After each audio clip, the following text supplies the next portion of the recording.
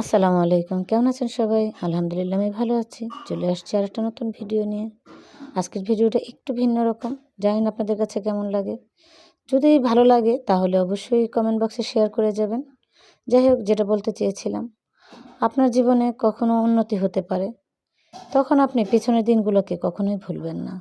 সেগুলোকে মনে রাখার চেষ্টা করবেন। অনেকেই দেখবেন আপনার বিপদের সময় পার হয়ে গেলে আপনার পাশে এসে বন্ধু হতে চাবে। কিন্তু তাদেরকে আপনি বন্ধু করবেন না। বন্ধু তো আপনি তাদেরই করবেন, যারা আপনার বিপদের সময় আপনার পাশে দাঁড়িয়েছিল। আপনার যখন অভাব ছিল, ঠিক তখন আপনার পাশে যারা দাঁড়িয়েছে, যারা আপনাকে তুচ্ছ করেনি, মনে রাখবেন তারাই আপনার প্রকৃত বন্ধু।